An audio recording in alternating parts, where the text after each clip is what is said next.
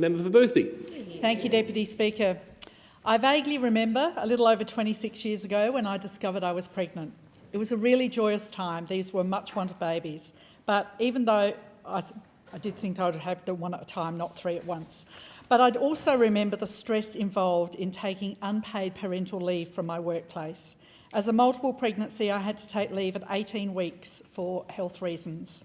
We went from being a two-income family to a one-income family, and then a couple of months later with the additional cost of 3 newborns to care for. I returned to work on a part-time basis when they were about 4 months old. While there were other reasons I wanted to keep my hand in the workplace, the income was definitely a factor.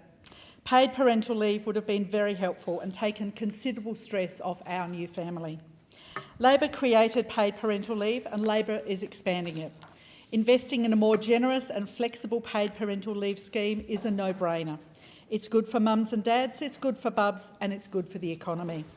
Our changes are the most significant expansion since Labor established paid parental leave under the Gillard government.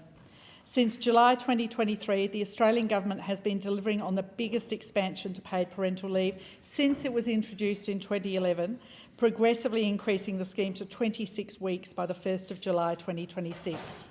Thanks to Labor, parents will have more time, more money, more flexibility, and more people will be eligible.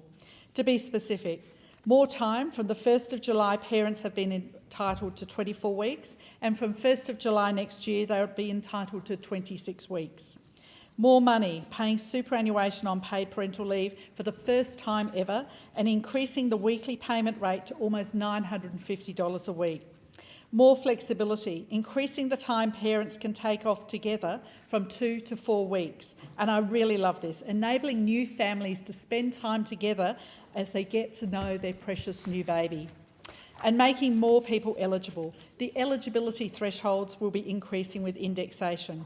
In total, parents will be almost $12,000 better off than when we came to government. Our changes to paid parental leave will benefit around 180,000 Australian families every year. Adding superannuation to paid parental leave signals that the time out of the workforce to care for a new child is a normal and valued part of life. It recognises the vital work of caregiving and reinforces paid parental leave as a fundamental workplace entitlement like annual leave and sick leave. The 12% contribution will be paid as a contribution to their nominated superannuation fund. And crucially, this change also represents a significant step towards gender equality.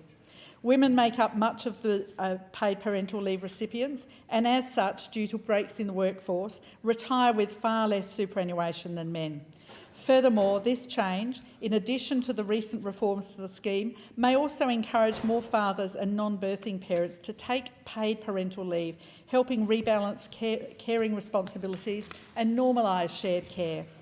Numerous groups have called for superannuation to be added to the government paid parental leave scheme, including the Women's Economic Equality Task Force, the ACTU, the Business Council of Australia and the Diversity Council of Australia. The measure is also part of the government's gender equality strategy, Working for Women, a strategy for gender equality. When I ran homelessness services in Adelaide, the women who came to us often had gaps in their income and gaps in their superannuation contributions from when they were having children. This left them financially disadvantaged, and this disadvantage was lifelong. Decades later, they were retiring into poverty and turning up in the homelessness system. The introduction of paid parental leave in 2011 was too late for me, but it's been a game changer for many other women and families.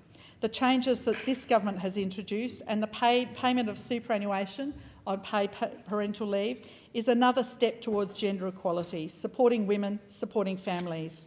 Paid parental leave is not welfare, as the Shadow Finance Minister would have it. Women shouldn't have to pay some financial penalty for the rest of their lives, retire with less superannuation, retire into poverty, for being the ones who get pregnant for genetics, as the Shadow Industrial Relations Minister would have it. After all, we want Australian families to have children. It was a Labor government that introduced paid parental leave. It's been a Labor government that has expanded it, and only Labor will protect it.